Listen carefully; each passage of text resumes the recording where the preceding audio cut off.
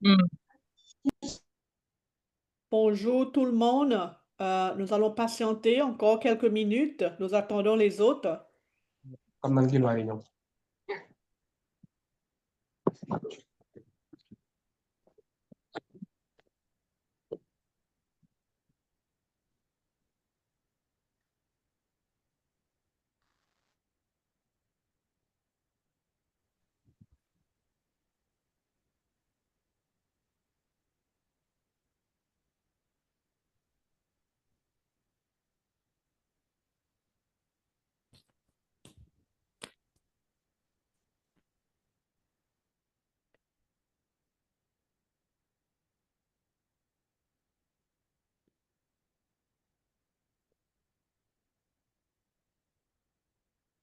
Hello everybody. We're just waiting one more minute before we start. Just to make sure everybody who wants to join has been able to join.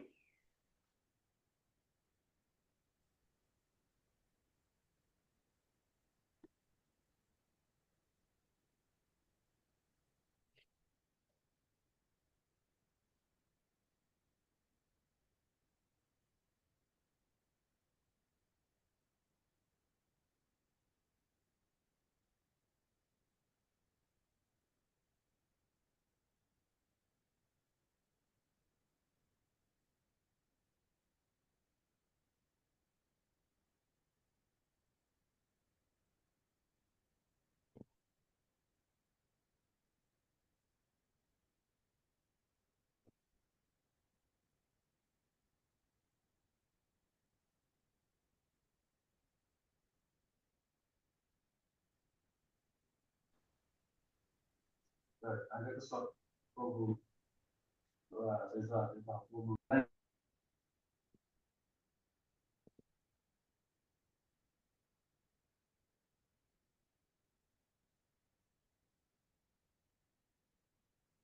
Alors, bonsoir à tous. Je voudrais tout d'abord souhaiter la bienvenue à notre président, le directeur général Souleymane Teliko, à tous les membres du réseau africain de formation judiciaire et à tous les autres membres associés et invités. Je suis heureuse de vous voir ici en grand nombre et j'attends avec impatience une discussion animée et votre participation engagée. Nous rappelons d'abord à tous les participants que la traduction est disponible sur les différents canaux accessibles par l'icône Monde en bas à droite de votre écran. Choisissez l'anglais, le français ou le portugais. Veillez à ce que vos microphones soient éteints lorsque vous ne parlez pas. Si vous souhaitez faire un commentaire ou poser une question, n'hésitez pas à lever la main par l'intermédiaire de l'icône sur l'écran ou à lever la main physiquement afin que je puisse prendre note de votre souhait d'intervenir. Le webinaire de ce soir se concentre sur les travaux récents de notre estimé président, le directeur général Télico. Souleymane Teliko est une personnalité éminente du système juridique sénégalais. Il a occupé plusieurs postes clés, notamment celui du président de l'Union des magistrats sénégalais, de membre du Conseil supérieur de la magistrature et d'ancien juge d'instruction. Son engagement s'étend à la justice pénale internationale, comme en témoignant son travail avec les chambres africaines extraordinaires et son livre sur la répression des crimes internationaux en Afrique. La carrière du DG Télico met en évidence son dévouement à la profession juridique et son engagement dans des questions juridiques importantes en Afrique. En mars de cette année, il a présenté au Centre de formation judiciaire du Sénégal son plan de développement stratégique 2025 à 2029 visant à répondre aux défis du secteur judiciaire pour une gestion moderne et une culture de l'excellence lors d'un atelier sur la stratégie 2025-2035 du CFG.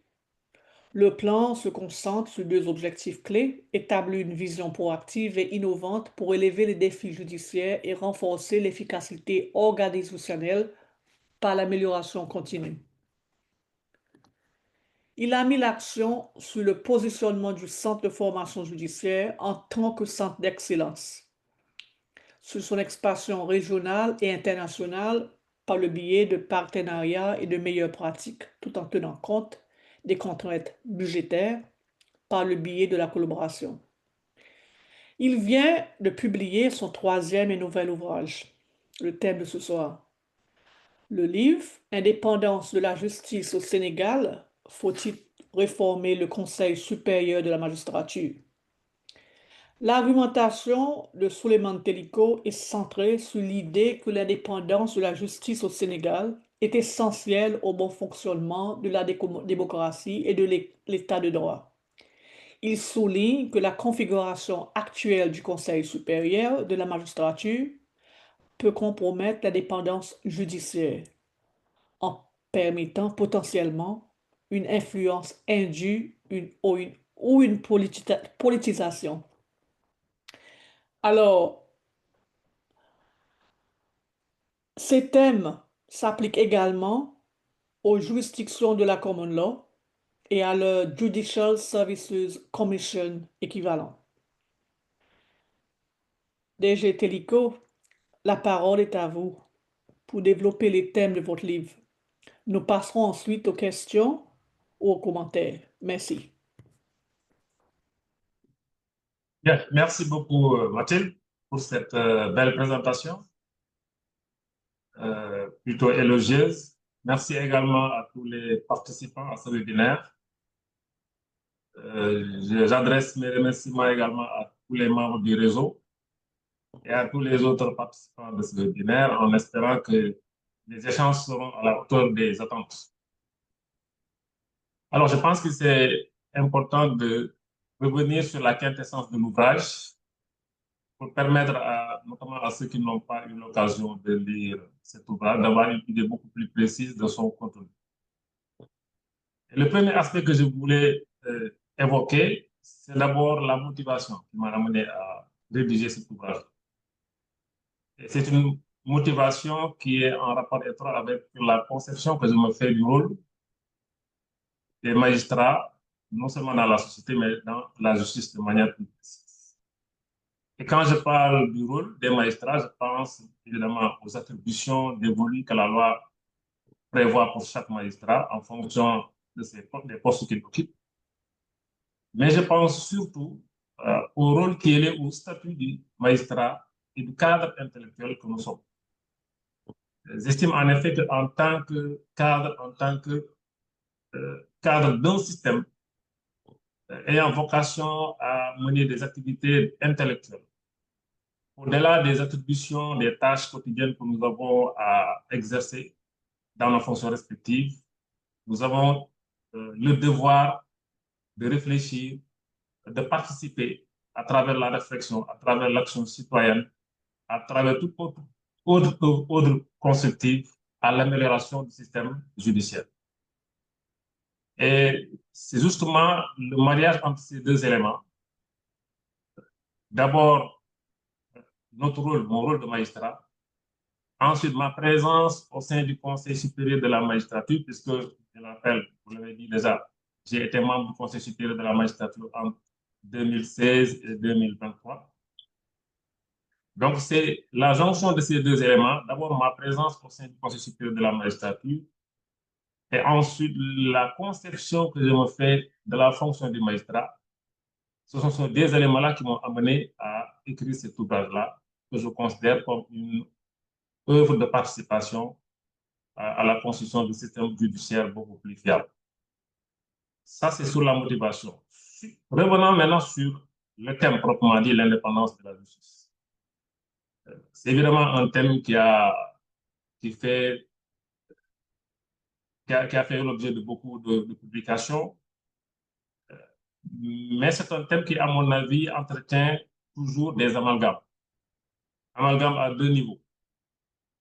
Le premier, c'est quand on parle d'indépendance, on parle pense souvent à l'indépendance personnelle. Et c'est vrai que l'indépendance est avant tout une question de personne. Un magistrat qui ne peut pas être indépendant ne le sera pas. Un magistrat qui tient à exercer son office avec indépendance le sera contre vents et marées. Mais au-delà de cette dimension personnelle, il y a aussi une dimension institutionnelle. Parce que le magistrat ne juge pas de manière isolée. Il exerce son office dans le cadre d'un système, dans le cadre d'une structure qui est régie par des règles. Et ces règles sont de nature soit à compromettre, soit à renforcer cette indépendance. Donc, c'est important quand on aborde un tel sujet d'avoir en perspective ces deux dimensions, l'ordre personnel et institutionnel. Le deuxième amalgame qui est en rapport étroit avec la gouvernance judiciaire, qui me semble extrêmement important, c'est la nature, la double nature de la justice, qui est à la fois un service public et un pouvoir.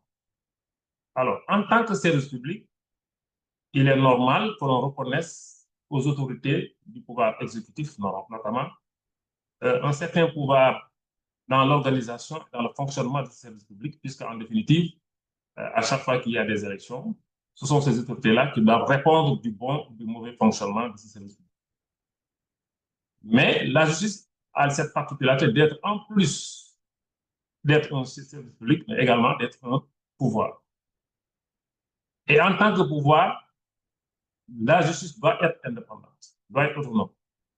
Alors, toute la question de la gouvernance judiciaire, l'équation principale que pose la question de la gouvernance judiciaire réside justement dans ce compromis que l'on doit trouver entre l'étendue des prérogatives relatives à l'organisation et au fonctionnement du service public que l'on doit reconnaître au pouvoir public et l'exigence d'indépendance du pouvoir judiciaire.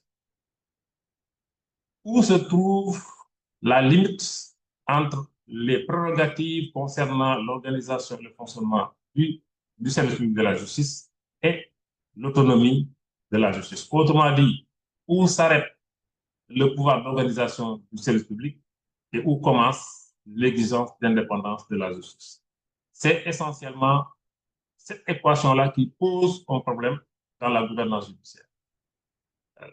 Lorsque les gouvernants mettent en avant le prérogative dans l'organisation du service public, ils peuvent être amenés à empiéter sur le pouvoir juridictionnel et à remettre en cause l'indépendance de la justice.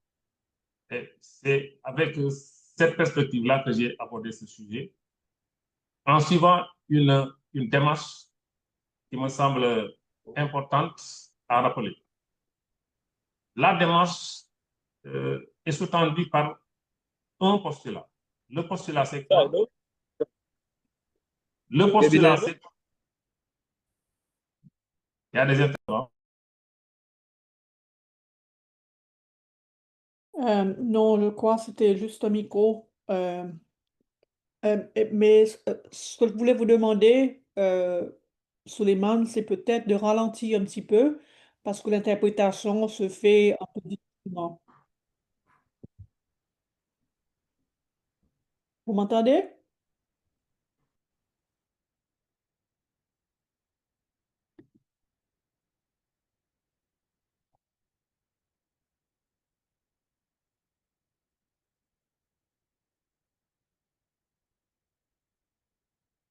Allô? Allô, Souleymane, vous m'entendez?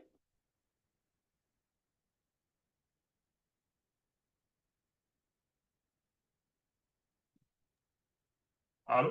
Allô, Souleymane, vous m'entendez? Oui, je vous entends. Et vous m'entendez? On vous a perdu là pour l'instant. Ah, OK. Alors, si vous pouvez reprendre peut-être les 2 dernières minutes et je peux vous demander de ralentir un petit peu aussi pour la traduction, s'il vous plaît? très bien. Vous m'entendez maintenant? Ah, on vous entend très bien, oui. D'accord. Très bien. Alors, je voulais juste dire que la démarche que nous avons suivie dans la rédaction de cet ouvrage part du postulat selon lequel la gestion de la carrière des magistrats est intimement liée à la gouvernance du service public de la justice. J'ai évoqué tout à l'heure l'équation principale que pose la question de la gouvernance judiciaire, à savoir, d'une part, on doit reconnaître aux gouvernants, et notamment aux tenants du pouvoir exécutif, la possibilité d'élaborer des règles concernant l'organisation et le service public de la justice. Mais d'autre part, dans l'exercice de ce pouvoir d'organisation et de fonctionnement, les tenants du pouvoir exécutif doivent prendre en compte l'exigence d'indépendance qu'implique la nature du pouvoir judiciaire. Et donc, c'est cette équation-là qui doit être prise en compte par tous les tenants du pouvoir et qui rend assez délicate la question de la gestion de l'indépendance du pouvoir judiciaire. Et justement, le Conseil supérieur de la magistrature est justement l'une des conditions qui permettent à la justice de préserver son indépendance. Je rappelle que le Conseil supérieur de la magistrature a été érigé pour la première fois en France en 1883 et a été alors considéré comme le garant principal de l'indépendance du juge. En ce sens, on a considéré que le processus de nomination et le processus de promotion ne doit pas être dévoyé, il doit être autonome et surtout ne doit pas être utilisé par le pouvoir exécutif comme un outil d'instrumentalisation de la justice. Car celui qui contrôle la carrière des juges contrôle indirectement le fonctionnement de la justice. C'est ce postulat-là qui sert de fil conducteur de notre démarche dans la rédaction de cette ouvrage. Donc, tous les conseils supérieurs de la magistrature, qui s'appellent Conseil supérieur de justice comme en Belgique, Conseil supérieur du pouvoir judiciaire au Maroc, tous ces conseils ont pour finalité la préservation de l'indépendance de la justice à travers une gestion autonome, transparente de la carrière des magistrats qui sont l'incarnation de ce pouvoir judiciaire. Alors, derrière la variété, la diversité des appellations, il y a une constante dans tous ces organes de gestion de la carrière. Cette constante, c'est justement cette mission qui leur est dévolue, qui est d'être la clé de voûte de l'indépendance des magistrats. La question à laquelle nous avons voulu répondre à travers cet ouvrage, elle est simple. Il s'agit de voir dans quelle mesure les règles d'attribution et les règles d'organisation et de fonctionnement du Conseil supérieur de la magistrature sont compatibles avec sa mission qui est de garantir l'indépendance des magistrats. Autrement dit, est-ce qu'au regard des règles concernant ces attributions, au regard de son mode d'organisation et de fonctionnement, le Conseil supérieur de la magistrature est en mesure d'assumer pleinement son rôle de garant de l'indépendance des magistrats? Telle est la question principale qui sort en filigrane de toute notre démarche dans cet ouvrage. Et pour répondre à cette question, nous avons examiné deux aspects de ce Conseil supérieur de la magistrature. D'abord, ses attributions et ensuite ses règles d'organisation et de fonctionnement. Du point de vue de ces attributions, ce qu'on constate de manière générale, si on fait du droit comparé, c'est qu'il y a deux versions du Conseil supérieur de la magistrature. Ce que j'appelle une version minimaliste, c'est une version qui réduit les attributions du Conseil supérieur à deux aspects. La préservation et le respect du principe d'inamovibilité reconnu aux magistrats du siège et la question de la discipline. c'est la version minimaliste. Ce que j'appelle la version maximaliste, ce sont des conseils qui ont des attributions beaucoup plus élargies, qui vont au-delà du principe d'inamovibilité et de la discipline des magistrats, et qui s'étendent à la question de la formation, la question budgétaire, et même parfois la question de la gestion des juridictions. Alors, au Sénégal, nous avons un conseil supérieur de la magistrature qui correspond à la version minimaliste. Cette version minimaliste, ça veut dire que le conseil exerce ses attributions sur deux aspects. D'abord, il doit veiller au respect du principe d'inamovibilité reconnu au juge du siège. Et ensuite, il s'occupe de la discipline des magistrats. Notre conseil ne s'occupe pas de formation, il ne s'occupe pas davantage de la gestion des exécutions, il s'occupe encore moins de la question budgétaire. Maintenant, si on examine ces attributions, qui sont déjà limitées, on se rend compte également que le contrôle qu'il exerce sur le pouvoir, le principe d'inamovibilité est un contrôle purement formel. Je m'explique. Au Sénégal, c'est la Constitution qui reconnaît à tous les juges le bénéfice du principe d'inamovibilité, qui veut dire qu'en principe, aucun magistrat du siège ne peut être affecté sans son consentement. Mais ce principe souffre d'exceptions. Et la principale de ces exceptions tient au fait que le pouvoir exécutif peut affecter un magistrat du siège en cas de nécessité de service. Évidemment, c'est une exception qu'on retrouve dans beaucoup d'autres statuts de magistrats. Mais la particularité ici, c'est que la notion de nécessité de service n'est pas définie. Autrement dit, le pouvoir exécutif apprécie librement la notion de nécessité de service. Le pouvoir exécutif, plus précisément le ministre de la Justice, apprécie, c'est à lui de voir qu'est-ce qu'il entend par nécessité de service. Et sa seule obligation, c'est de viser la notion de nécessité de service avant de procéder à l'affectation de magistrat du siège. Et donc, le Conseil ici exerce un pouvoir purement formel, puisque son contrôle se limite à vérifier dans l'affectation le pouvoir exécutif a visé la notion de nécessité. Concrètement, cela veut dire que le pouvoir exécutif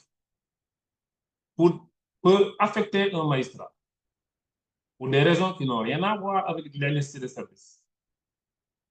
Mais à partir du moment où il a pris le soin d'indiquer dans sa décision que c'est pour des nécessités de service, sa décision devient tout à fait légale et inattaquable. On voit donc ici, malgré le fait qu'en théorie, le Conseil supérieur de la magistrature est chargé de veiller au respect de ce principe, dans les faits, il n'est pas en mesure d'exercer correctement ce contrôle, puisque le dispositif ne met pas les magistrats du siège à l'abri de mesures de représailles. Et il est arrivé très souvent que les magistrats soient affectés parce qu'ils ont pris des décisions qui n'ont pas plu aux autorités, ou parce qu'ils ont eu une attitude qui n'a pas plu aux autorités. Mais la décision n'en sera pas moins légale dans la mesure où l'autorité a pris le soin d'indiquer que c'est pour des nécessités de service que l'affectation a été ordonnée. Ça montre à quel point les prérogatives du Conseil supérieur de la magistrature sont limitées par rapport à la mission qu'il est dévolue, qui est de faire respecter ce principe. Or, si on fait du droit comparé, on se rend compte que dans beaucoup d'autres pays, on a pris le soin de spécifier la notion de service, d'encadrer l'exercice de ce pouvoir d'affectation, ce qui permet au Conseil supérieur de la magistrature de vérifier au cas par cas est-ce que réellement l'affectation répond à des besoins de nécessité de service. Ça, c'est l'aspect concernant les attributions du Conseil supérieur de la magistrature.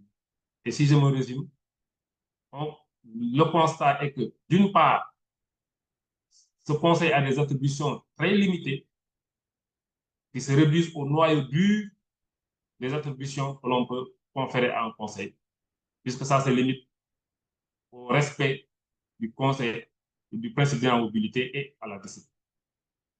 Le Conseil n'a aucune compétence en matière de formation, il n'a aucune compétence en matière de budget, il n'a aucune compétence en matière de gestion des juridictions. Ça, c'est le premier aspect. Le second aspect sur lequel j'ai procédé à une appréciation du Conseil supérieur de la magistrature, c'est par rapport aux règles d'organisation et de fonctionnement. Toujours en partant du principe que le Conseil doit être en mesure d'exercer pleinement sa mission de garant de l'indépendance de la justice. Et au regard de cette mission, si on analyse tous les textes internationaux, notamment les principes fondamentaux sur l'indépendance de la justice et de la magistrature, qui ont été adoptés par l'Assemblée nationale, l'Assemblée générale des Nations unies en 1985, la Charte universelle du juge, qui a été adoptée par l'Union internationale des magistrats et d'autres textes comme la Commission africaine des droits de l'homme. Tous ces textes posent le principe d'une gestion autonome de la carrière des magistrats à travers un processus de nomination et de promotion qui soit transparent. Alors, cette exigence d'autonomie a des implications. Les implications, c'est quoi? C'est d'abord du point de vue organique.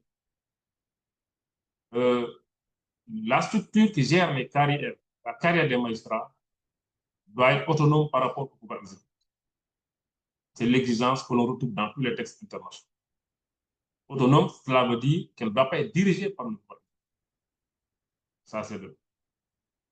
Et deuxièmement, il doit y avoir un processus de nomination transparent, fondé sur des critères objectifs, ce qui permet d'assurer une gestion saine et transparente de la carrière des magistrats, à l'abri de toute interférence politique ou autre. Alors, si on examine au regard de ces principes et ces exigences, le fonctionnement du Conseil supérieur de la magistrature, ce qu'on constate, c'est que d'une part, sur le plan organique, ce Conseil est dirigé par l'exécutif, car c'est le président de la République qui dirige, qui est le président de ce Conseil. Et c'est le ministre de la Justice qui assure la fonction de vice-président de ce Conseil. On constate également que du point de vue du profil des membres, le Conseil supérieur de la magistrature du Sénégal est composé de 18 membres, dont 12 membres de droit, 4 membres élus et évidemment les 2 membres que j'ai cités plus haut, à savoir le président de la République et le ministre de la Justice. On dira évidemment que la majorité sont des magistrats, mais ce qu'on doit aussi relever, c'est que les pouvoirs essentiels dans ce conseil-là sont exercés par les membres de l'exécutif. Car tous les autres membres ont juste un droit d'émettre des avis sur les propositions formulées par le ministre de la Justice. Le pouvoir essentiel sur lequel repose le fonctionnement du Conseil supérieur, c'est le pouvoir de proposition. Et ce pouvoir de proposition est exercé exclusivement par le ministre de la Justice. Les autres membres n'ont aucun pouvoir de proposition. Tout ce qu'ils peuvent, c'est émettre un avis positif ou négatif sur la proposition qui a été formulée par le ministre de la Justice. L'autre aspect fondamental, c'est qu'il n'y a pas de critères. Il n'y a pas de critères objectifs, il n'y a pas de critères préétablis qui peuvent fonder le choix des nominations. Et cela veut dire que le pouvoir exécutif exerce librement ce choix quant au poste de responsabilité. Un autre aspect lié au fonctionnement de ce Conseil, c'est que son manque d'autonomie est tel que ces réunions se tiennent au palais de la République et selon le calendrier du président de la République, puisque c'est lui qui dirige quand il n'est pas disponible, les réunions ne se tiennent pas. Ce qui peut compromettre le déroulement normal aussi de la carrière des magistrats, puisqu'on peut rester 1 an ou 2 ans sans pouvoir tenir une réunion du Conseil supérieur de la magistrature. On va donc, du point de vue des règles d'organisation et des règles de fonctionnement, tout laisse apparaître une liberté totale du pouvoir exécutif dans l'animation et le pilotage de ce Conseil supérieur de la magistrature. Or, ce n'est pas le cas dans beaucoup d'autres pays. Aujourd'hui, la tendance générale dans les pays qui ont voulu réformer la justice pour plus d'indépendance, c'est d'assurer une autonomie du Conseil supérieur de la magistrature, tant du point de vue de sa composition que du point de vue de son fonctionnement à travers les nominations qui devraient normalement être dévolues aux membres du Conseil supérieur de la magistrature. Alors, là aussi, la conclusion qu'on peut tirer de ce constat, c'est que tant du point de vue de ses attributions que du point de vue de son organisation et de son fonctionnement, le Conseil supérieur de la magistrature au Sénégal n'a pas l'autonomie nécessaire pour exercer au plein sens du mot sa fonction de garant de l'indépendance des magistrats. D'où la nécessité, à mon avis, de procéder à des réformes urgentes qui puissent permettre à ce Conseil de jouer son rôle de garant de l'indépendance de la justice. Et c'est sur ces réformes-là que j'ai également insisté dans la deuxième partie de l'ouvrage. D'ailleurs, ces réformes sont des réformes qui ont été également proposées lors des assises de la justice qui ont été tenues au mois de mai dernier à la suite de l'alternance survenue au Sénégal.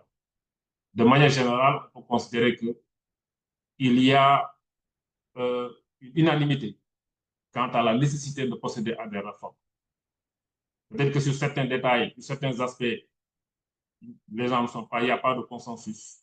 Mais le principe des réformes, c'est un principe qui est largement reconnu et partagé par les populations en général et les acteurs de la justice en particulier. Et cet ouvrage constitue juste pour nous une manière de participer à cette réflexion, comme je l'ai dit, puisque notre rôle ne doit pas se limiter à exercer les tâches quotidiennes qui nous sont dévolues.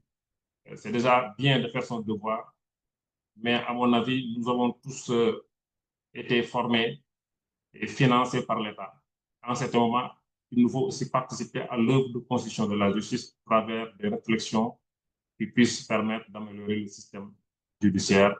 Et c'est précisément ça l'objet de cette ouvrage. Voilà, Mathilde, les quelques mots que je voulais avancer pour servir de base de réflexion à nos échanges. Merci. Merci à vous, DG Télico, pour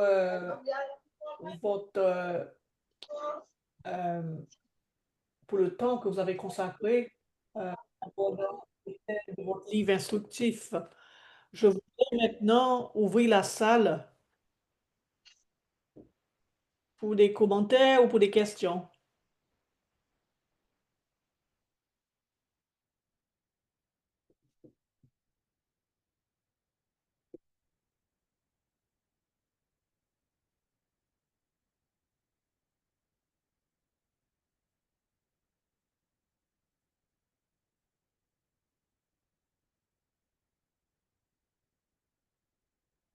J'ai oublié aussi de vous applaudir. Alors, si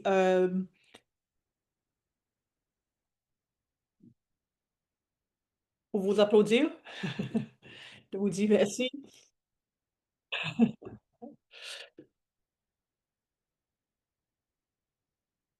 Il y a quelqu'un, quelqu'une qui voudrait parler? Oui, madame, merci beaucoup. Je Please voulais go poser une ahead. question. Oui, il. Allez-y. Oui, oui, bonjour, madame, de m'avoir donné la parole. Bonsoir à toutes et à tous. Moi, je réponds au nom de Bassirou Fall. Je suis sociologue de formation, également politiste, actuellement étudiant en master 2 en sciences politiques à l'Université Gaston Berger de Saint-Louis du Sénégal.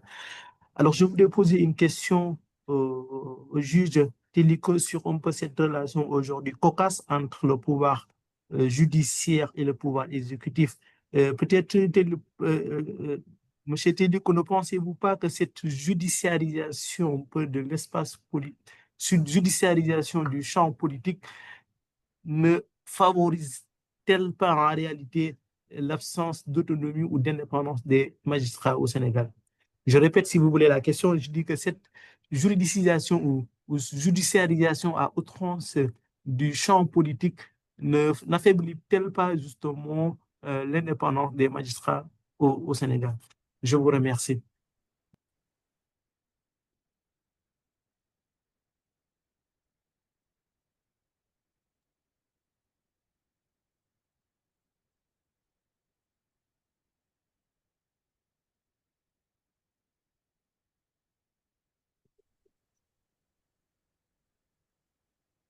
DG Télico, vous êtes là?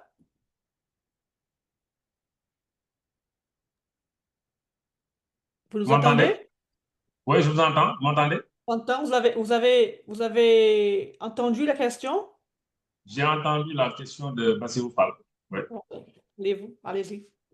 Très bien, M. Bassirou Fall, merci beaucoup pour la question. Vous parlez des effets de la judiciarisation de l'espace politique sur l'indépendance des magistrats. À mon avis, non. Je pense que le débat sur la justice est un débat qui est utile, qui est nécessaire et qui est présent dans toutes les sociétés. Alors, je considère même que c'est un débat nécessaire et qui correspond justement à l'intérêt que les populations accordent à une institution qui joue un rôle central dans le la seule réserve que je voulais soulever, c'est que ce débat ne doit pas être un débat de personne, mais un débat de système, un débat de règles, un débat sur la réforme, sur la place que la justice doit occuper dans nos sociétés, et pas un débat de personne. Je pense que vous allez en France, vous allez en Belgique, vous allez au Canada, le débat sur la justice est un débat omniprésent dans la société, et c'est normal. Mais j'estime que ce soit les acteurs de la justice, que ce soit les citoyens, que ce soit les étudiants, tout le monde, chacun doit contribuer, à mon avis, à ce débat, qui est un débat fondamental sur la place que la justice doit occuper dans la société et sur l'exigence d'indépendance. Parce que je vous rappelle que l'indépendance, c'est pas un confort pour les magistrats. L'indépendance, c'est d'abord une garantie d'un exercice serein des droits et libertés pour les citoyens. Donc, à mon avis, c'est absolument nécessaire que tout le monde puisse participer librement à ce débat, parce que la justice, ce n'est pas l'affaire des magistrats, ce n'est pas l'affaire des acteurs de la justice même, c'est l'affaire de tout le monde. Et l'indépendance, comme je l'ai dit, c'est avant tout le premier des droits des citoyens. Merci. Merci. Je passe à la question de M. Danfaka, s'il vous plaît. Vous avez la parole. Monsieur Oui, Danfaka? oui, merci Parlez. beaucoup. Oui, merci beaucoup, Mathilde. Bonsoir à tous. Nous profitons de cette tribune pour d'abord féliciter M. Souleymane Teliko par rapport à cette brillante présentation et pour être assez précis, d'abord une petite contribution par rapport à cette première question, mais également en second temps, j'aimerais avoir quelques précisions par rapport à une interrogation et par rapport à cette contribution relativement à la question de monsieur Bassirou Fall, cette pertinente question sur la judiciarisation de l'espace politique qui pourrait favoriser en quelque sorte l'autonomie de la justice. Je voudrais simplement préciser que quand on parle de justice, il y a évidemment le rétablissement de l'ordre public, un ordre public social, un ordre public économique. Et l'ordre public social, aussi bien social qu'économique, il appartient à la justice d'assurer ce rôle, cette fonction de pouvoir redresser ce qui semble être tordu. Si effectivement, dans l'espace politique et tout autre espace, il y a un ordre public qui semble être un peu mal en point, je pense qu'il appartient à la justice. C'est son rôle fondamental d'assurer ce redressement-là, le rétablissement de l'ordre public.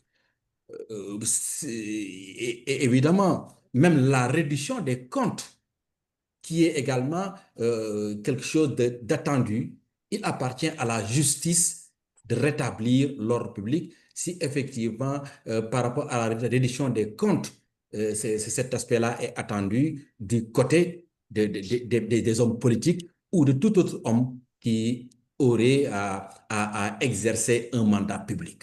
C'est simplement pour dire que non, ce n'est pas une judiciarisation de l'espace public. C'est simplement une question de rétablissement de l'ordre public, social et économique. Il est vrai que dans certains contextes, on peut penser qu'il y a une judiciarisation alors que l'objectif initial, ce n'est pas seulement de s'en prendre à un groupe d'individus. C'est un contexte qui est là, qui justifie effectivement qu'on puisse redresser l'ordre public. Et là, la justice doit impérativement intervenir. Donc, il faudra simplement dire qu'il n'y a pas de judiciarisation de l'espace public, politique plutôt, mais seulement le fait pour la justice d'assumer ses fonctions. C'est simplement dans ce contexte-là qu'il faudra peut-être préciser que non, d'abord, il n'y a pas de judiciarisation de l'espace politique et que deuxièmement, lorsque la justice exerce ses missions, quel que soit le camp ou le champ dans lequel cette mission est exercée, on ne doit pas dire qu'il y a une judiciarisation. C'était seulement une contribution que je voudrais apporter. Maintenant, la question, c'était par rapport adressé à M. Souleymane Teliko. Je voudrais simplement savoir, est-ce que la présence de l'exécutif, la présence particulièrement le président de la République et le ministre de la Justice, est-ce que la présence dans le Conseil supérieur de la justice a un impact réel, un impact décisif dans la carrière des magistrats à tel point que leur indépendance puisse en être affectée? Est-ce qu'effectivement, pour résumer, la présence de l'exécutif, particulièrement le président de la République et le ministre de la Justice, dans le Conseil supérieur, a un réel impact, un impact décisif dans la carrière des magistrats, à tel point qu'on serait tenté de dire que leur indépendance pourrait en être affectée? Merci.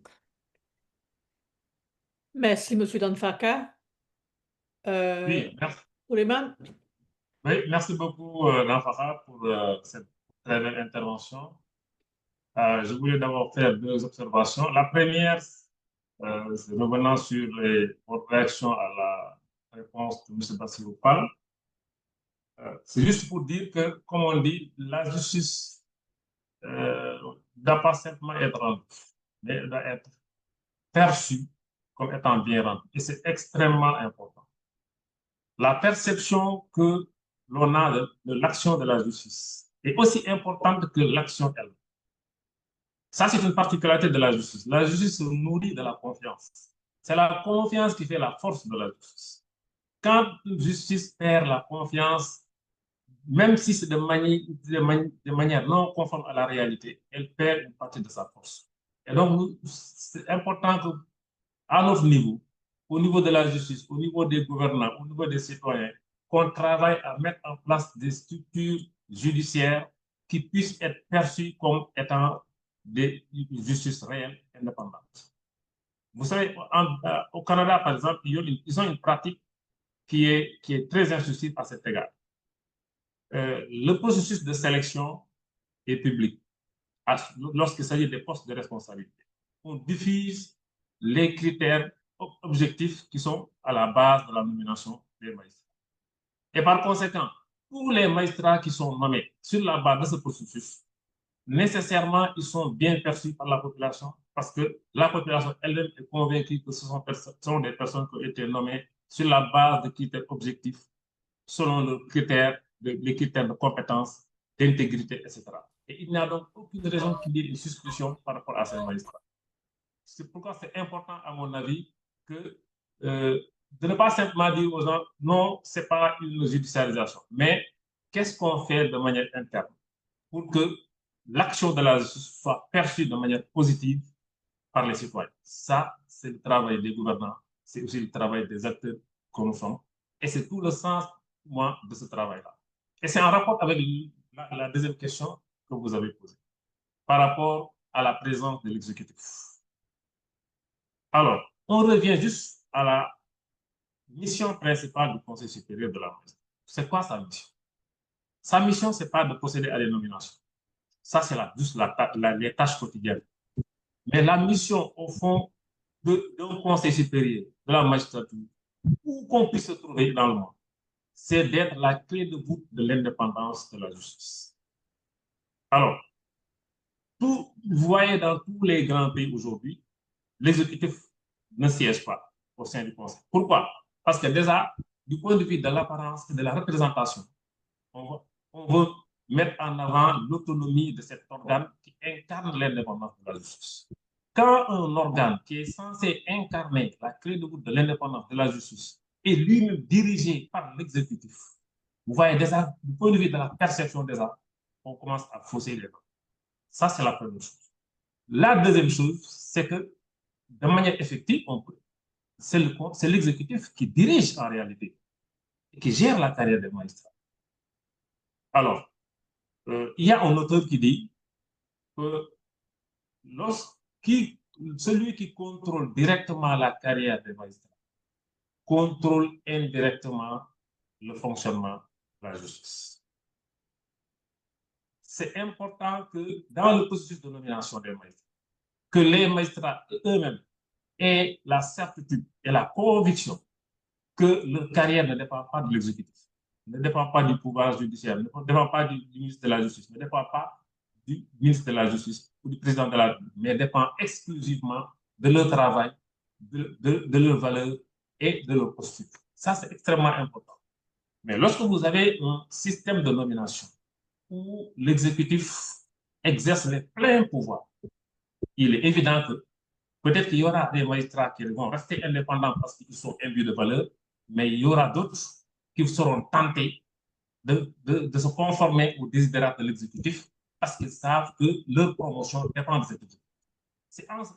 Et je rappelle que l'indépendance, elle est définie comme étant la situation dans laquelle la justice est à l'abri non seulement de toute ingérence, mais également de tout risque d'interférence de la part des autres pouvoirs, que ce soit le pouvoir politique, le pouvoir économique ou les groupes de presse. Alors, lorsque vous mettez la carrière des magistrats entre les mains du pouvoir exécutif, il est évident qu'il y a un risque d'interférence. Parce qu'on ne peut pas, même si on peut parfois compter sur la bonne volonté de tel ou tel ministre, mais la garantie, la vraie garantie, ce n'est pas la garantie qui dépend de la bonne volonté d'un ministre ou d'un président. La vraie garantie, c'est la garantie qui procède de textes qui mettent à la fois les juges et la justice à l'abri de tout risque d'interférence. Et je pense que tous les pays aujourd'hui qui ont décidé de diriger un organe autonome, c'est justement parce qu'ils ont le souci d'éviter ce risque d'interférence-là en mettant en place un organe autonome qui est géré par les magistrats et par d'autres acteurs. Voilà mon avis. Merci.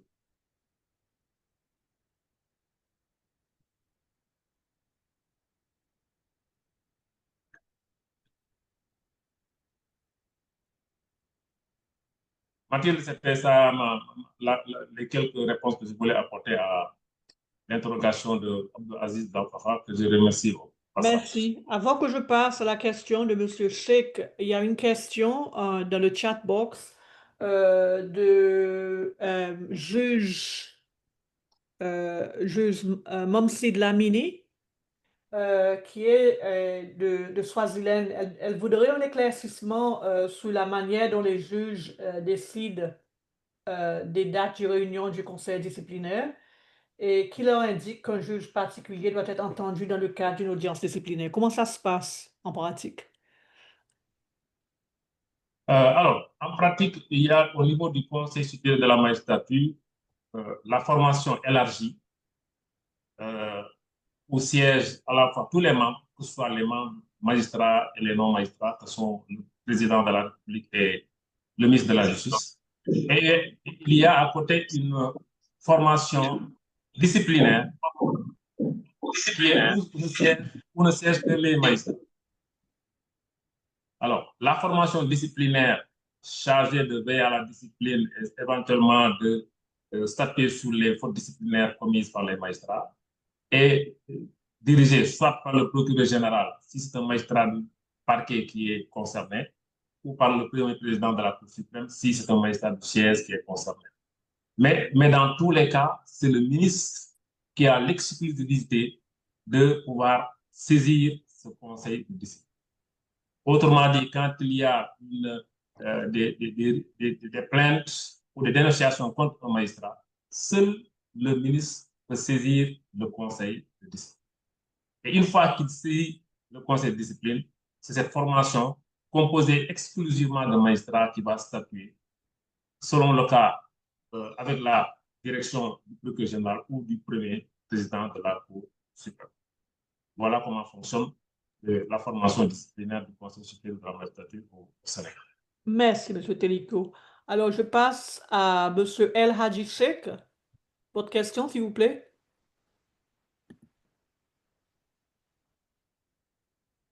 Oui, bonjour. Vous me recevez? Bonjour. Merci. Oui, merci beaucoup.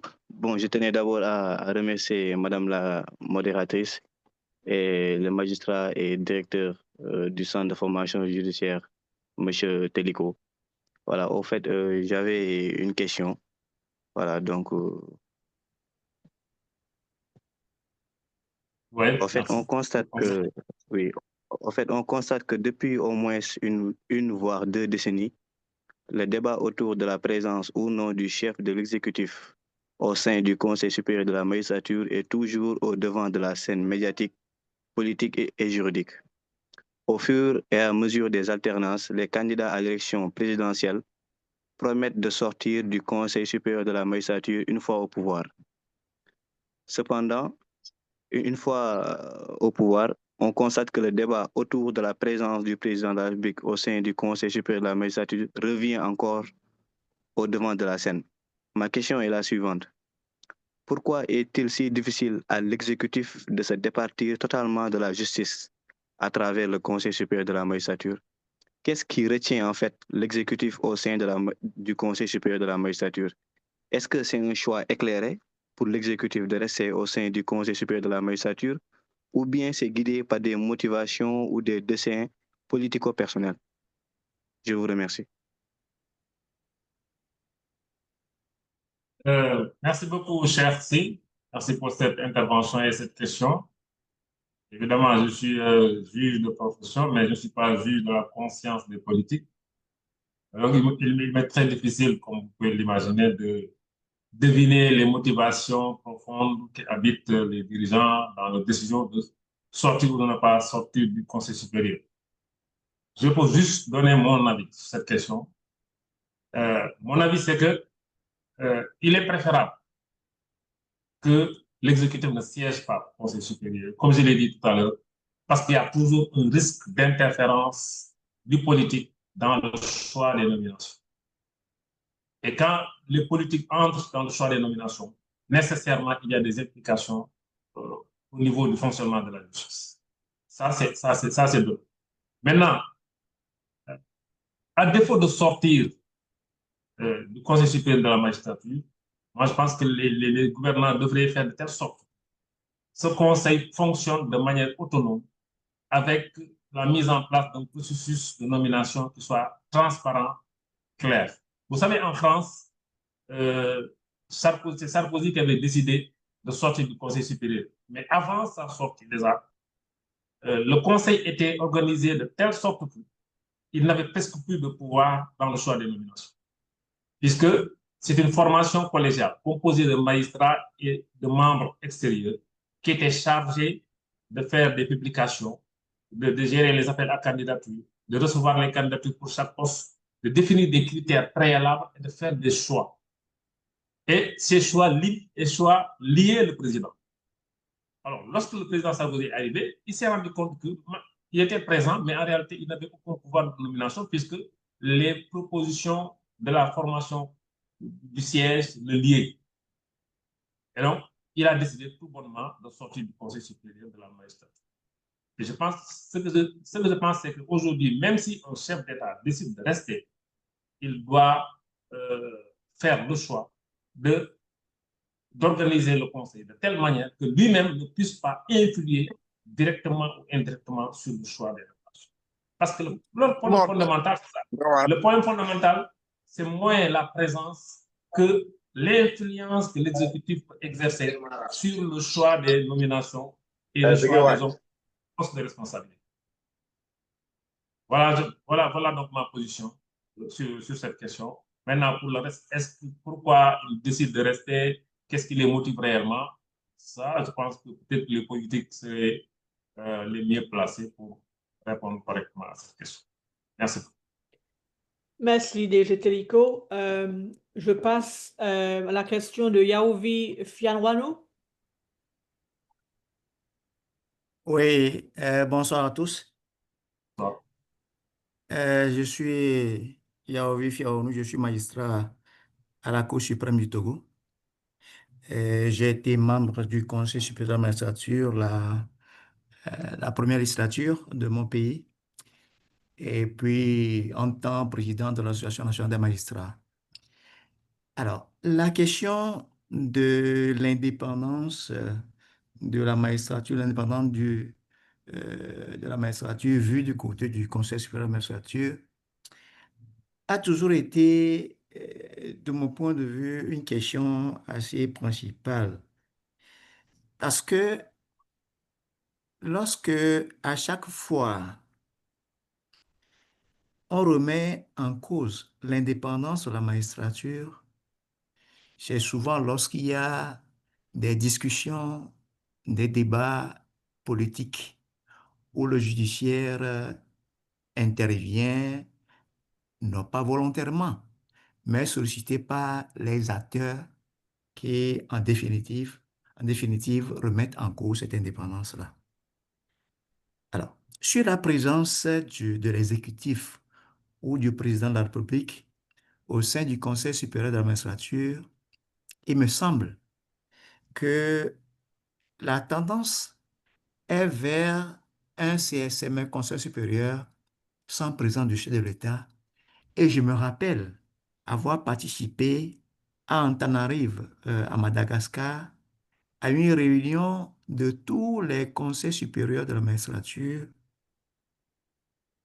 et où il a été décidé que dorénavant, il faut faire en sorte que les conseils supérieurs de la magistrature ne soient pas présidés par le chef de l'État ou l'exécutif, mais à la limite par un organe ou une personne indépendante de l'exécutif. Alors, c'est vrai que l'on peut dire, on peut considérer que lorsque les choses vont bien et qu'au sein des pouvoirs de l'État, tout est bien organisé, la présence de l'exécutif au sein du CSM ne doit pas être un argument pour certains visant à assurer l'indépendance. Certains disent que c'est lorsque l'exécutif sera au sein du CSM qu'on peut mieux s'occuper de l'appareil judiciaire. Or, il me semble que l'indépendance dont on parle, M. Tédéco l'a dit, il faut également l'indépendance institutionnelle. Parce que l'indépendance individuelle des magistrats, ça peut être contrôlé par le CSM lorsque les magistrats à titre individuel se décalent ou sortent de la ligne qui leur est dressée par le code d'éthique et de déontologie. Et pour ce qui concerne le Sénégal, excusez-moi d'en parler, quand je vois le contenu du code d'éthique et de déontologie du Sénégal, je me dis que il y a des éléments pour qu'à titre individuel, le magistrat sénégalais se sente suffisamment indépendant pour travailler. Et maintenant, la question, c'est cette indépendance institutionnelle, est-ce qu'elle est suffisamment assurée? Partout ailleurs, il me semble que l'indépendance institutionnelle n'est pas suffisamment assurée. Et la plupart du temps, ce n'est pas seulement de la faute de l'appareil judiciaire, mais il se fait que l'indépendance institutionnelle dépend de l'exécutif et du législatif. En définitive, la question que je voudrais poser et demander l'avis de M. Souleymane Tédéco, est-ce qu'en définitive, la question de l'indépendance, que ce soit l'indépendance de la magistrature, en gros, n'est pas en définitive une question de volonté politique?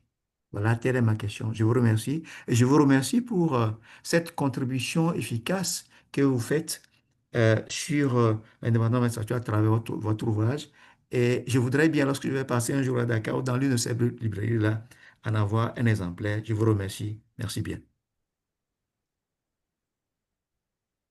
Bien, merci beaucoup, Yaoubi Fiaouni. Merci beaucoup pour ce partage d'expérience. Je pense que nous avons un peu le même profil.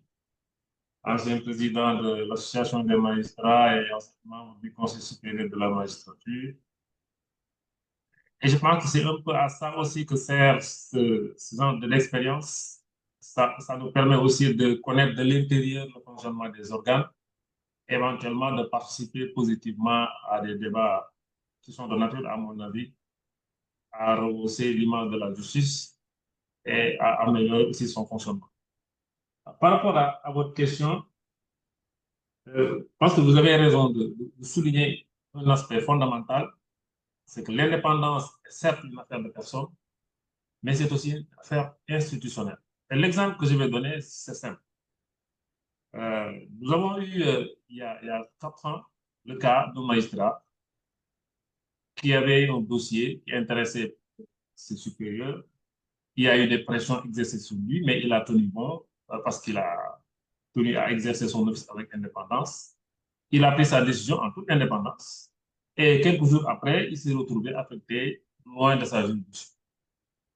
Alors, à l'époque, moi, j'étais président de l'Union des magistrats et nous lui avons conseillé de saisir les juridictions compétentes pour faire annuler la décision.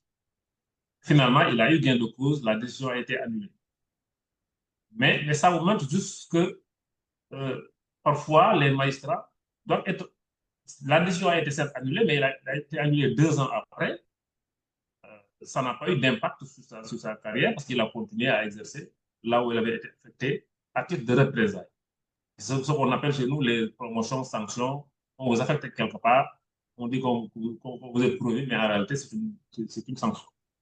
Alors, le fait qu'un pouvoir exécutif puisse avoir la possibilité d'exercer des mesures de représailles contre un magistrat dont le seul tort est d'avoir voulu exercer son travail en toute indépendance.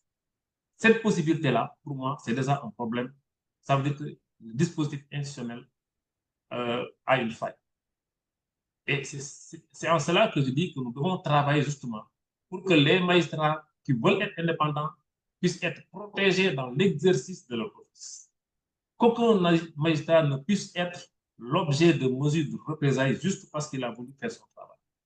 Parce que certains sont suffisamment courageux pour continuer à exercer le travail d'indépendance, d'autres, en voyant ce genre d'exemple, peuvent être enclins à se conformer aux ordres et aux instructions, même lorsque ces instructions violent la loi. Ouais, c'est en cela que l'indépendance est, comme vous le dites, une affaire hautement institutionnelle, puisque les vertus, c'est bien, mais les vertus doivent être protégées pour pouvoir se propager.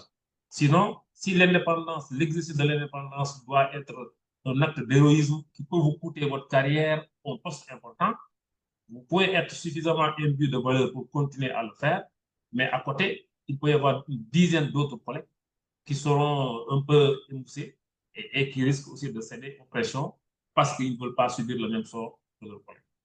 Pour moi, c'est extrêmement important que notre dispositif institutionnel puisse être renforcé de manière à ce que l'indépendance ne soit pas simplement un principe que l'on proclame, mais une réalité que l'on vit au quotidien. Merci.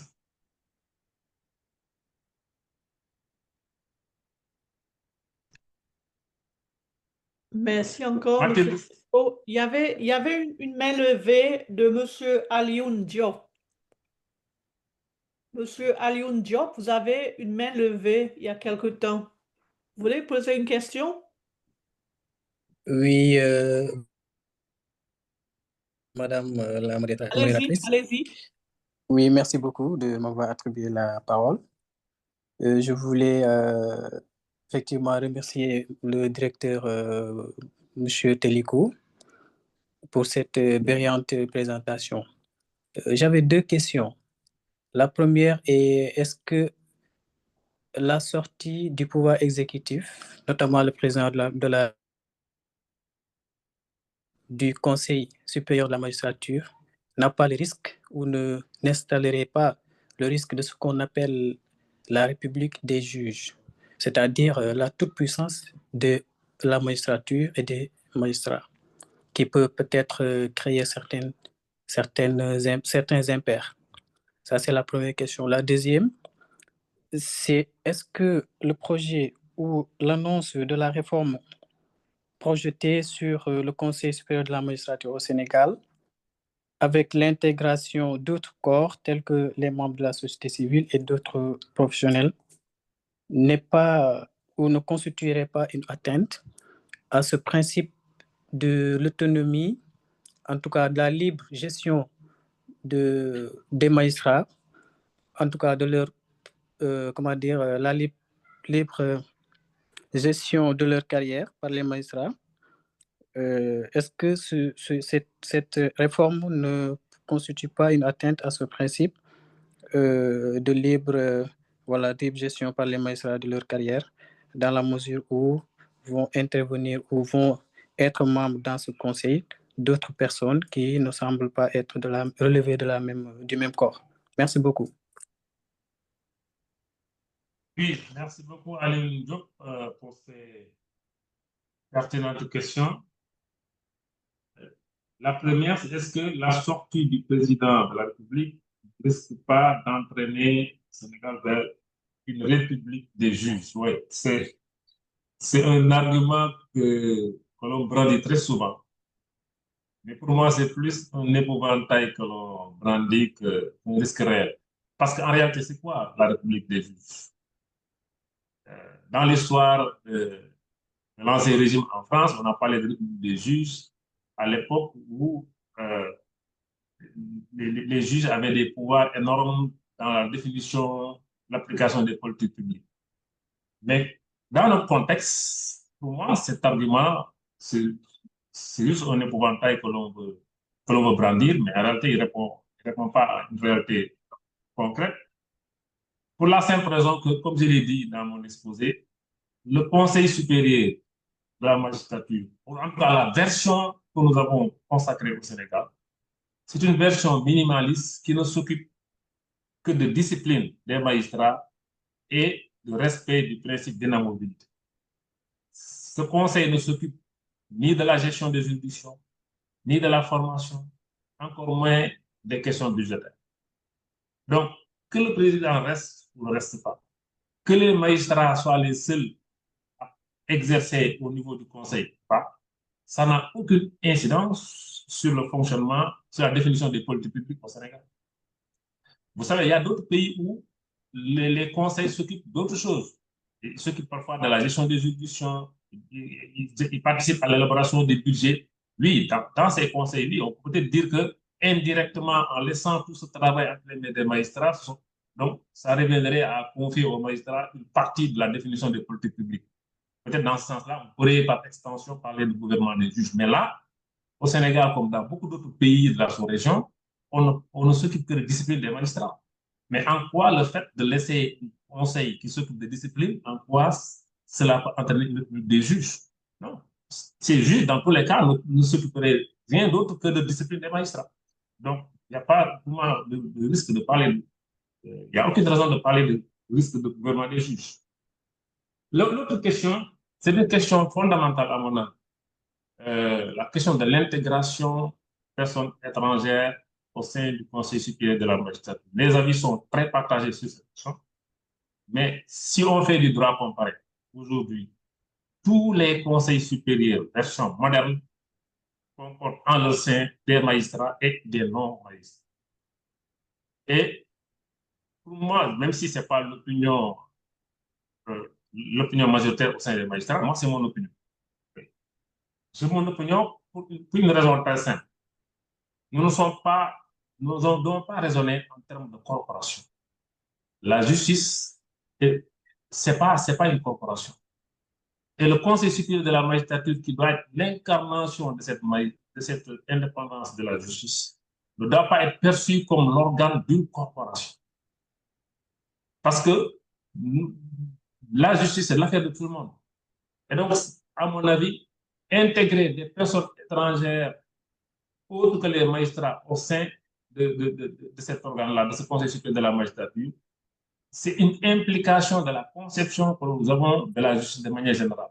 À savoir que la justice étant un bien commun, il est normal que d'autres personnes puissent avoir un droit de regard sur le fonctionnement de ce bien commun et de ce service public de la justice. Alors, cette intégration, partout où elle a eu lieu, elle a été faite en même temps qu'avec une extension des rôles et des attributions du Conseil. C'est-à-dire que dans ce cas de figure, si on intègre des personnes étrangères, il ne s'agira plus pour ce Conseil de se limiter à parler de discipline ou juste de promotion, mais il s'agira également de parler, de faire des avis sur le fonctionnement de la justice, sur l'accès à la justice, sur la politique d'accès à la justice, sur la politique de formation des magistrats. Et en ce moment-là, la présence de ces personnes, ça va se justifier par le souci d'élargir la réflexion sur ces questions fondamentales qui ne sont pas la question des magistrats uniquement. Et je précise également que ce n'est pas parce qu'on a dit que d'autres personnes vont intégrer que forcément elles vont statuer sur la discipline. Non. Les versions et les schémas sont très variés. Il y a des pays où des personnes autres que les magistrats font partie du Conseil supérieur, mais elles ne siègent pas quand il s'agit de questions disciplinaires, elles ne siègent pas elles ne votent pas quand il s'agit de promouvoir des postes de responsabilité, elles ont juste un rôle d'observateur et elles n'interviennent de manière décisive lorsqu'il s'agit de formuler des avis sur le fonctionnement du service public de la justice.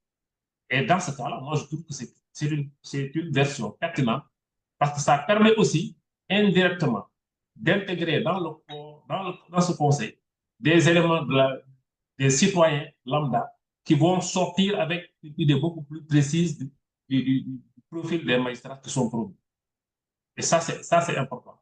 Et souvent, vous voyez, pour avoir été membre du Conseil supérieur de la magistrature, moi, je sais qu'il y a beaucoup de magistrats qui parfois ne sont même pas d'accord avec cette nomination, mais qui, pour diverses raisons, ne réagissent jamais et ne donnent pas leur point de vue. Alors, parce que peut-être pas qu'ils ont peur pour leur carrière, parce qu'ils craignent de perdre leur poste, etc. Alors, ce n'est pas le cas de personnes étrangères qui ne doivent rien au ministre de la Justice ou à un autre et qui vont donner librement leur point de vue sur le fonctionnement de la justice. Donc, la présence de personnes étrangères peut aussi être un gage de transparence dans la décision ou les choix des nominations au niveau des postes de responsabilité. C'est pourquoi moi, je pense qu'il est préférable d'intégrer des personnes étrangères, mais tout en réformant et en élargissant les attributions du Conseil pour permettre à ces personnes-là de donner un point de vue éclairé ou de participer à la réflexion sur le fonctionnement de la justice. Et ces personnes-là devaient normalement être élues par leur père et puis connues pour leur connaissance approfondie du système judiciaire. Et souvent, dans certains pays comme la Tunisie, le Maroc, autres, ce sont les universitaires qui sont intégrés dans ces conseils et ils jouent un rôle tout à fait positif dans le fonctionnement de ce programme. Merci beaucoup. Merci, M. Teliko. Avant que je passe à l'intervention de M. Semou Diouf, je voulais porter attention à une question d'un juge de Lesotho qui demande, c'est M. Stafford Sharite, qui demande qu'il y a 2 questions sur la gouvernance du pouvoir judiciaire. Il voulait savoir qui est le chef comptable et à qui rend-il compte de l'utilisation des fonds du pouvoir judiciaire. Et puis, deuxièmement, il n'est pas non plus très clair sur la séparation des pouvoirs si le président et le ministre de la Justice participent à la procédure disciplinaire des juges. Merci. Merci beaucoup. Merci pour ces questions. Puis, pour la dernière question, je pense que j'ai déjà dit, au sein du Conseil supérieur de la magistrature, il y a 2 formations. Il y a une formation disciplinaire et dans cette formation ne siègent que les magistrats. Le président de la République et le ministre de la Justice ne siègent pas en matière disciplinaire. Pour être clair. Maintenant, pour ce qui est des fonds, c'est justement ce que je disais à l'entame de mon propos sur l'équation principale que constitue la question de la gouvernance judiciaire. Parce que la justice, c'est vrai que c'est un pouvoir. Et en tant que tel, il est normal que l'on puisse organiser son autonomie et son indépendance par rapport aux autres pouvoirs, conformément à la séparation des pouvoirs. Mais c'est aussi un service public. Quand on parle, par exemple, de l'accès à la justice, quand on parle de questions de formation, tout ça sont des questions qui sont étroitement liées au fonctionnement du service public de la justice. Et donc, c'est normal qu'à ce niveau, les tenants du pouvoir exécutif, que sont le ministre de la Justice ou le président de la République, puissent exercer des prérogatives allant dans le sens de l'organisation et du fonctionnement de ce service public de la justice. En tout cas, pour ce qui est du Sénégal, déjà, le Conseil supérieur, c'est juste un organe qui dépend de l'exécutif. Donc, tous les fonds sont gérés par ce pouvoir exécutif. Les magistrats n'exercent aucune prérogative dans la gestion des fonds concernant, ou des questions de budget concernant le fonctionnement du Conseil supérieur de la magistrature. Merci, M. Teliko. Je passe maintenant à la question de M. Semou Diouf. Vous avez la parole, M. Diouf. Bonjour, merci beaucoup. Madame la modératrice, merci beaucoup, Président Teliko. Alors, si je comprends bien et à vous entendre parler, l'indépendance de la justice est surtout à chercher au niveau de la carrière des magistrats, de leur nomination, mais surtout autour du principe d'inamovibilité du juge et tout ce qu'il a comme implication. Alors ça concerne les magistrats du siège. Maintenant, concernant le parquet, ne pensez-vous pas que les rapports entre l'exécutif et le parquet, notamment le ministère de la Justice et les procureurs, ne pensez-vous pas que ce rapport entame l'indépendance de la justice? Autrement dit, le fait que l'exécutif, à travers le ministère de la Justice, puisse donner des instructions au procureur, est-ce que ce fait ne porte pas atteinte à l'indépendance de la justice? Merci.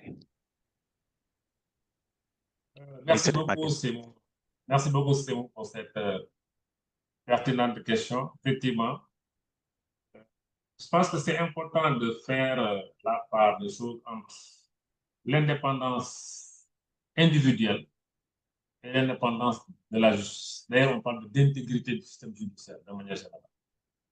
Si on parle d'indépendance de manière individuelle, au Sénégal, l'indépendance concerne les juges, pas les magistrats. Si je parle de manière individuelle, je dis bien. Le principe d'inamovibilité ne concerne que les magistrats du siège. Et donc, c'est normal qu'on insiste sur ça. D'ailleurs, l'une des fonctions du Conseil supérieur de la magistrature, c'est de veiller au respect de ce principe. Puisque les deux principales garanties de l'indépendance, c'est ce principe d'inamovibilité et le Conseil supérieur de la magistrature. Maintenant, comme vous dites, est-ce que les instructions que le ministre peut être amené à donner aux magistrats peuvent entamer, porter atteinte à l'indépendance de la justice? Oui, mais dans ce cas, on parle de l'indépendance de la justice de manière globale, de manière institutionnelle, l'intégrité du système judiciaire. J'ai rappelé la définition qu'on a donnée de l'indépendance. L'indépendance, c'est la situation dans laquelle la justice est mise à l'abri de tout risque d'interférence du politique. Et il est évident que si on reconnaît, en reconnaissant un pouvoir exécutif, en l'occurrence le ministre de la Justice, la possibilité de donner des instructions à un magistrat du parquet, instructions auxquelles ce magistrat est tenu de se conformer, évidemment, on encourt le risque d'interférence politique dans le fonctionnement, le traitement des dossiers judiciaires. Et c'est tellement vrai que, je me rappelle, en 2018, nous avions tenu un séminaire national au cours duquel tous les chefs de cour avaient participé. Et l'une des recommandations issues de ce séminaire national, c'était de supprimer la possibilité reconnue au ministre de la Justice de donner des instructions individuelles au parquet. Et c'était le cas en France. Vous savez, en France, depuis 2013, on a supprimé cette possibilité-là. Et depuis lors, le garde des Sceaux ne peut que formuler des circulaires d'ordre général, mais il ne peut pas donner des instructions individuelles. Puisque donner des instructions, ça revient à s'immiscer dans le traitement judiciaire des dossiers. Et donc, je suis parfaitement d'accord avec vous. La possibilité donnée, reconnue à l'exécutif de donner des instructions à des magistrats porte atteinte à l'indépendance du système judiciaire dans son ensemble. Et je suis parfaitement d'accord. Et non seulement ça, mais il y a un autre aspect lié à ce que je disais tout à l'heure, c'est la question de la perception de l'indépendance de la justice. Cette liaison hiérarchique, cette relation hiérarchique entre le parquet et le garde des Sceaux, c'est de nature à faire ancrer dans l'esprit des citoyens que la justice, de manière générale, est sous la coupe de l'exécutif. Parce que dans l'esprit d'un citoyen, il n'y a pas de différence entre le magistrat du parquet et le magistrat du siège. Et donc, ça aussi, cette relation-là, c'est de nature à saper un peu cette conception, cette représentation que le citoyen peut se faire de la justice de manière générale. À mon avis, la réforme qui a été adoptée en France serait la bienvenue au Sénégal, parce qu'elle permettrait également de revenir aux fondamentaux et de permettre surtout aux magistrats du parquet de faire le travail de manière tout à fait autonome, sans risque d'interférence du politique dans leurs actions quotidiennes. Merci.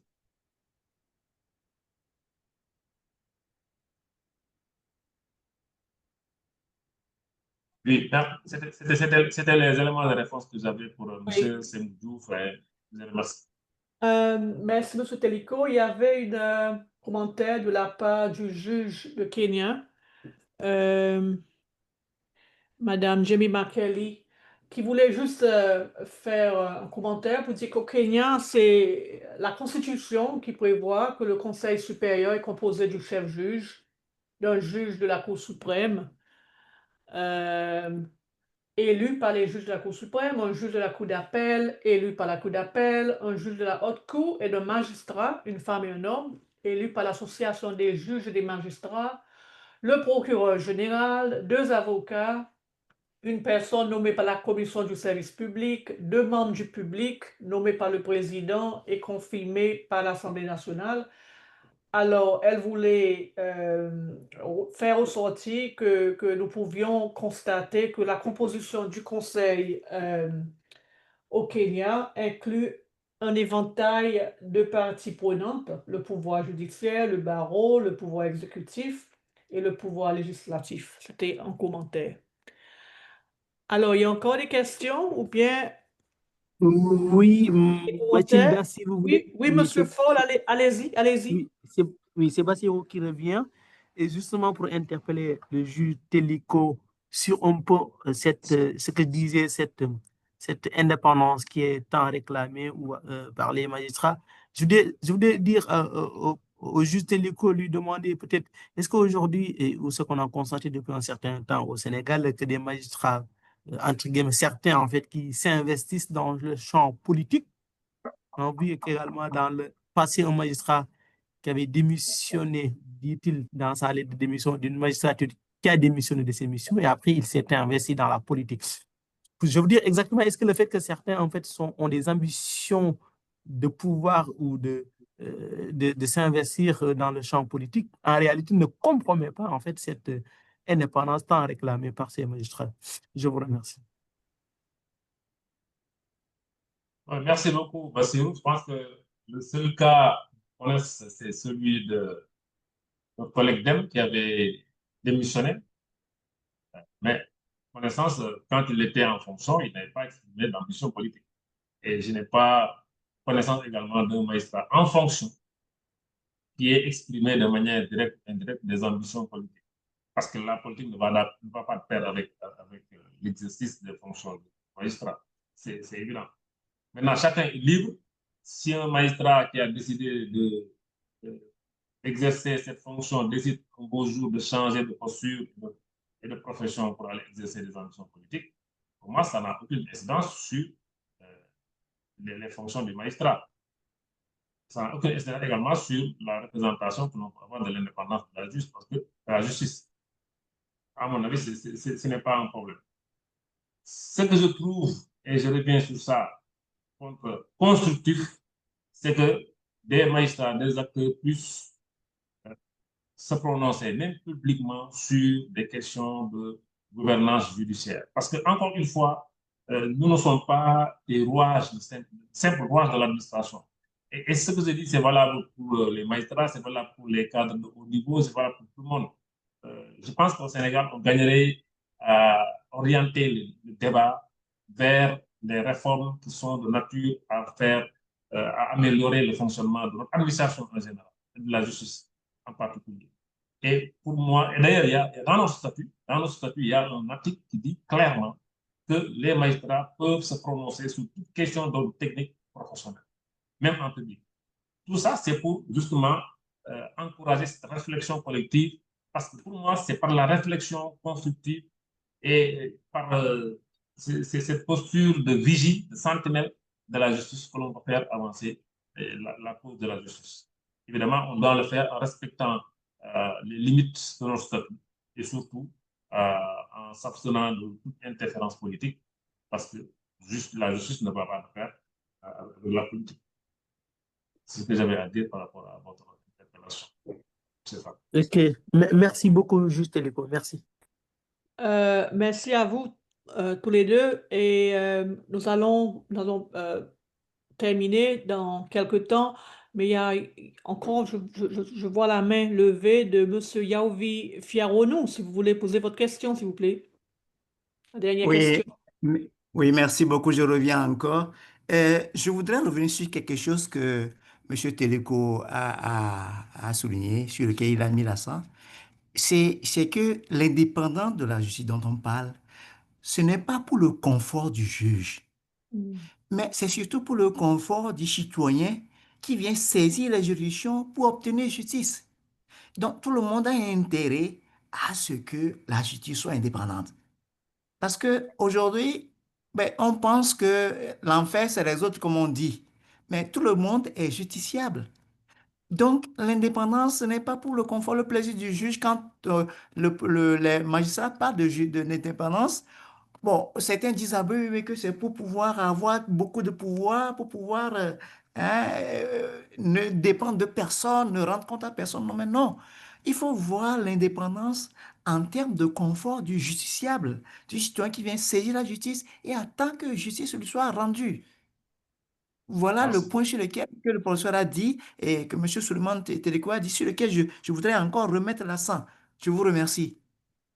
Merci pour cette réflexion, M. Fiaronou. M. Téliko, il y a une question de M. Iboussa qui voulait savoir quelles sont les limites endogènes et exogènes de l'indépendance de la justice au Sénégal. Mais je pense que si on devait répondre à cette question, ça mérite plutôt un ouvrage, hein. Parler de limites endogènes, exogènes. Je pense que c'est justement en tout cas, une partie des réponses se trouve dans l'ouvrage. Je l'invite gentiment à aller l'acheter, mais c'est difficile de vouloir égrener ici toutes les limites endogènes ou exogènes. Je pense qu'il y a des, comme j'ai dit, il y a des questions d'ordre personnel, il y a des questions d'ordre institutionnel. Ce sont les questions qu'on a évoquées depuis le début de cet échange-là. Il y a d'autres questions, parce que là, nous n'avons abordé qu'un aspect de l'indépendance, c'est le Conseil supérieur de la magistrature. Mais il est évident que l'indépendance, ce n'est pas uniquement par rapport au pouvoir politique, l'indépendance également par rapport au pouvoir de la famille, à tout groupe de pression, au groupe religieux, au lobby financier. C'est ça l'indépendance, c'est être à l'abri de toute forme d'interférence, d'où qu'elle puisse émaner. C'est ça l'indépendance. Et donc, dans nos pays, on a des lobbies religieux, on a parfois la famille qui vous met la pression quand vous avez des dossiers. Tout ça, ce sont des contraintes qui pèsent sur le magistrat. Et c'est encore beaucoup plus difficile. J'ai toujours dit, d'ailleurs, à un collègue européen que être magistrat indépendant en Afrique, c'est beaucoup plus difficile que l'être dans des pays où on n'a pas ces contraintes familiales, tout ça. Chez nous, quand vous avez un dossier, c'est la famille qui intervient, ce sont les voisins, ce sont les amis, etc. Et parfois, même la configuration de nos juridictions est telle que les gens peuvent accéder à vous très facilement. Et tout ça, ça contribue à faire peser sur vous certaines pressions. Il faut être mentalement et moralement très solide pour pouvoir exercer son office en toute indépendance. Et ça, tout ça, ce sont des formes de contraintes. Et je pense que ça mériterait peut-être un autre ouvrage. Merci. Merci. Merci pour toutes vos questions. Monsieur Téliko, vous avez un dernier mot peut-être? Oui, dernier mot, c'est juste pour remercier tous ceux qui ont contribué à rendre cet échange-là très fructueux. J'ai beaucoup apprécié les questions, les interpellations, les très belles contributions également. Et je pense que pour moi, c'est comme ça qu'on peut faire avancer la cause de la justice, par la réflexion constructive et par la participation à des débats de cette nature. Et que j'encourage vraiment tous les acteurs d'ailleurs, qu'ils soient magistrats ou non, à s'approprier ce débat-là, parce que, comme l'a dit notre ami du Togo, l'indépendance, ce n'est pas un confort des magistrats, c'est d'abord la garantie d'une bonne justice pour les citoyens. Merci. Merci, Monsieur Téliko. Il me reste à vous remercier pour le temps que vous avez consacré ce soir en abordant les thèmes de votre livre instructif. Je vous invite tous à acheter ce livre. C'est un excellent point de référence. Je voudrais également vous remercier tous pour votre présence et votre engagement. Merci pour vos questions et pour le partage de vos expériences. Bonsoir et au revoir. Merci beaucoup. Au revoir. Au revoir tout le monde. Au revoir. Au revoir. Merci.